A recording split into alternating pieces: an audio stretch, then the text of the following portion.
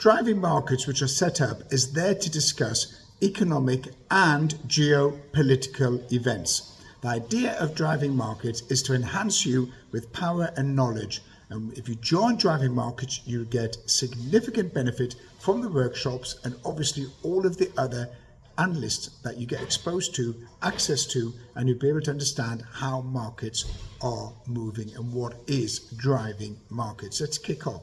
Well, obviously the most recent event is the Israeli strike on Iran. Now, this was done in response to, in retaliation to what happened last Saturday night when Iran launched over 500 projectiles into Israel direct from Iranian territory, direct from the jurisdiction of Iran. Remember, up until recently, what Iran has done is got its proxies, its other terror groups, which has been Hamas and Hezbollah and the Houthis, to fire on Western shipping or to fire on Israel.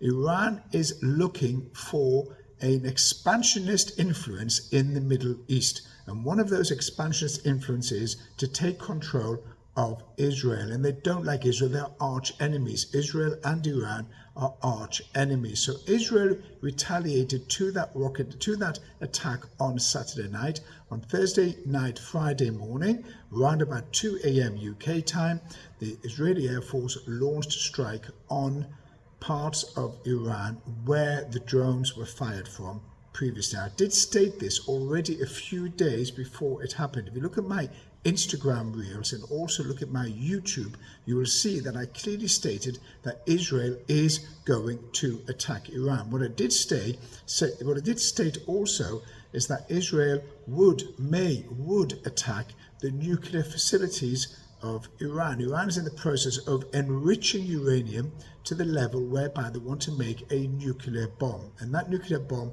would be a threat direct to Israel or to Europe and the Western world, depending on its launch capabilities from Iran directly to the West, not to the States, too far to go, but directly to the West or its neighbors in the Middle East in order to control them or frighten them to the degree whereby they will then be beholden to Iran. So it's very, very complex geopolitical situation. As a result of that attack, markets, overnight futures in the US and on the commodities market went wild. So Dow, S&P, Nasdaq, the DAX, the FTSE all sank. Oil and gold shot up. Later on, when Iran tried to either diminish or reduce the impact of that Israeli attack, the markets then rebounded and oil actually ended up negative or close to flat to negative on that particular period of time. So where are we going to go from here? So likelihood is that Iran will instruct its proxies, Hezbollah, to continue intensifying its attacks from southern Lebanon into northern Israel. Israel will go to war with Hezbollah and Lebanon. It is not going to allow Hezbollah to continue terrorizing or causing a mass exit of local population, residents leaving their homes and unable to return already since October the 7th when Hamas launched their attack from Gaza into Israel. So Israel is preparing for a war with Hezbollah and Lebanon. Not necessarily Lebanon itself, but Hezbollah is heavily situated in the politics and the government of Lebanon and also settled in central Lebanon and southern Lebanon, where it has its particular operations and its militants are working from. So all of that is going to force Israel to essentially attack Hezbollah in Lebanon. Now the question is, what will Iran do then? So I don't see a direct escalation from Iran direct, because that would bring in the US. If that brings in the US, then it brings in Russia, which is an ally of Iran. So Russia gets its attack drones from Iran, and China gets its oil from Iran. So both of those players are not going to get involved to attack Iran. They're going to do the opposite. They're going to get involved to protect Iran, either providing supplying personnel or weapons in order to assist them in the war in the Middle East. And that is a problem, because that could escalate to even a higher level of World War III, which I think is highly unlikely. But with Putin acting in Ukraine, you could see an extension of that in the Middle East.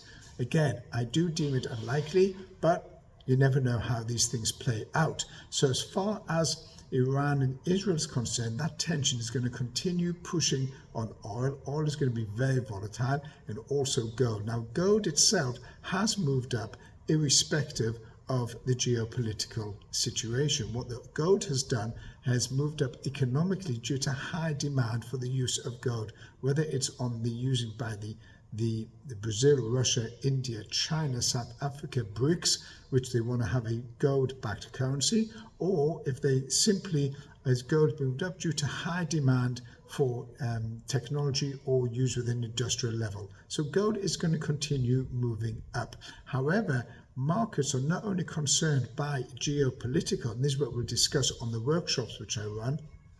So there's a lot of workshops that I run on fundamentals, on analysis, on geopolitical, on how the worlds operate in terms of understanding what are the mechanisms that move financial markets, including the banking system.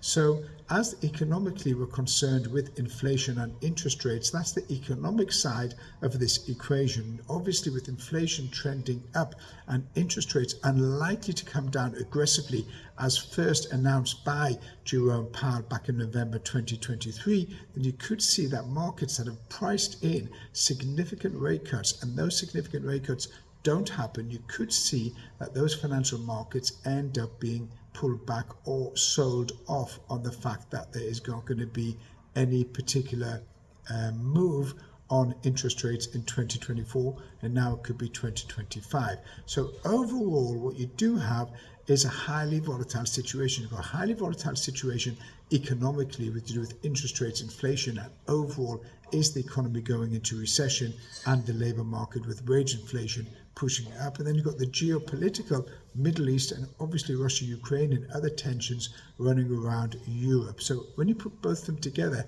it's a bit of a tinderbox, and you're going to have a situation where something could ignite it because it's highly, highly tense and stressed. And a highly tense, stressed situation doesn't take much of an event before things kick off. So where do we go from here? So what's likely to happen is that Biden would like to keep everything under wraps in order to get through the election and build up his hopes of getting re-elected in November 2024. Remember, rising inflation is not good as far as Biden is concerned. It's not a good election prop, and it'll make him look particularly bad. So the probability is that they're going to try and manipulate as much as possible to keep inflation down, or readjust the working it out or the analysis or stats to make it more digestible to Joe Public. But we all know that the cost of living is not 3% or 3.5%. We all know that the cost of living is significantly higher. So the probability is that the Fed and Washington will try and keep everything under wraps, to keep everything calm and continue to mislead the public. That's on an economic front. But on a geopolitical front, as I said, anything could kick off tension in the Middle East. In order to learn more, you can join Instagram, you can buy my books on Amazon, and most importantly, you could subscribe to Driving Markets and join the workshops, where you have an interactive online Zoom call whereby I give over a particular session, and then I get the audience involved to make sure that they understand the topic that we are discussing. So it could be on fundamentals, it could be on options, it could be on FX, cryptos, it could be on stocks and shares, it could be on any type of asset. We'll be giving lots of workshops on that. I'll be leading those workshops because of my 35 years experience in banking.